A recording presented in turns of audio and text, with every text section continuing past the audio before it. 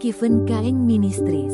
Berpikirlah sejenak mengenai kitab yang luar biasa yang kita sebut Alkitab. 3 agama besar, Kekristenan, Yudaisme, dan Islam, menyatakan bahwa Alkitab atau bagian-bagian dari Alkitab adalah kitab suci, dan Kekristenan menyatakan Alkitab sebagai satu-satunya kitab sucinya. Orang Kristen percaya bahwa Alkitab adalah firman Allah untuk setiap zaman, termasuk zaman kita. Itu sebabnya kita mempelajari dan berusaha untuk mengertinya dengan lebih baik dalam tiap generasi baru. Untuk memperoleh lebih dari sekadar pengertian yang sepintas tentang Alkitab, kita harus memperoleh gambaran yang jelas mengenai sejarah yang tercatat di dalamnya. Kita dapat membagi sejarahnya dalam periode Perjanjian Lama dan Perjanjian Baru. Praevia merupakan perenungan Anda di hari pertama, kedua, dan ketiga. Anda akan menemukan secara singkat sejarah Perjanjian Lama. Sejarah Perjanjian Lama. Ada satu tema pokok yang terulang dalam semua cerita Perjanjian Lama, kata William Hendrickson. Tema itu adalah Kristus yang akan datang. Dari penciptaan sampai ke Abraham, Allah menyatakan kepada Musa bagaimana Ia menciptakan segala sesuatu, dan Musa menceritakan penciptaan itu dalam kitab Kejadian, kitab pertama di Alkitab. Dari Abraham sampai ke Musa, Tuhan memilih keluarga Abraham untuk mendatangkan keselamatan kepada orang-orang lain. Abraham tinggal di kota Ur, ibu kota kerajaan Sumer pada zaman dahulu. Sekitar 2000 sebelum Masehi, Tuhan memanggil Abraham untuk meninggalkan rumah ayahnya dan pergi ke suatu negeri yang baru. Musa sampai ke Saul. Sekarang Alkitab mengalihkan lampu sorotnya kepada Musa sekitar tahun 1526 sampai tahun 1406 Sem, yang menduduki tempat yang penting dalam sejarah penebusan. Dari kerajaan yang bersatu, pada tahun-tahun awal pemerintahannya, Saul tampil sebagai orang yang rendah hati dan dapat mengendalikan diri. Akan tetapi, ketika tahun berganti tahun, sifatnya berubah.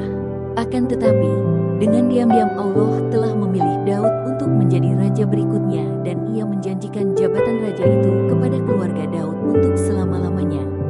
Salomo, putra Daud, menjadi raja berikutnya di Israel. Walaupun kebijaksanaan Salomo diakui, ia sendiri tidak selalu hidup dengan bijaksana. Selanjutnya, Anda dapat membacanya di dalam Alkitab yang menjelaskan sampai kepada kekekalan. Jikalau Anda bosan untuk membaca Alkitab, mungkin Anda merasa berada di dalam kegelapan. Anda akan merenungkan apa yang terjadi sesudah Yesus Kristus, para rasul, dan bapak-bapak gereja. Gereja berkembang dengan pesat karena dipimpin oleh Roh Kudus. Walaupun banyak penganiayaan dan penderitaan yang dialami orang percaya, pemberitaan Injil Kristus justru tersebar ke seluruh penjuru dunia. Dari zaman reformasi hingga abad 19, teologi adalah studi objektif mengenai Allah, hal yang ilahi dan hubungannya dengan alam semesta. Namun sejak Schleiermacher, tahun 1768 sampai tahun 1864, sebuah pandangan lain mengenai arti teologi telah lahir dan dipegang banyak orang, yaitu teologi liberal, yang memandang teologi sebagai ilmu pengetahuan mengenai iman Kristiani. Agama baginya adalah mengenai perasaan, bukan dogma, sehingga amat subjektif. Teologi diceraikan dari fondasi firman Tuhan, dijadikan ilmu deskripsi, fenomena sejarah, dan psikologis. Menjadi Kekristenan hanyalah satu dari banyak agama di dunia, berbeda namun pada dasarnya sama. Hari pertama, ketiga, 1. Anda renungkan Praevia sebelum menyelidiki Alkitab. Dalam mengarungi lautan kehidupan ini, Anda membutuhkan Alkitab sebagai petunjuk arah rohani. Ingatlah, permulaan hikmat adalah takut akan Tuhan, dan mengenal Yang Maha Kudus adalah pengertian. 2. Anda pikirkan, tidak ada kuda yang bergerak mencapai tujuannya sampai hewan itu dipasangkan kekang.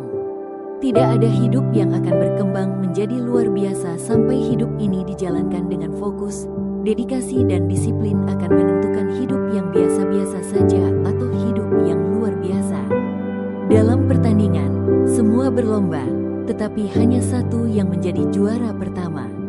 Untuk memenangkan kontes, saya harus menyangkal diri dalam banyak hal yang menghambatku untuk melakukan yang terbaik. Kenapa saya mau yang terbaik? Karena saya percaya akan mengerti kebenarannya dan membagikan kepada orang lain demi kemuliaan nama Yesus Kristus.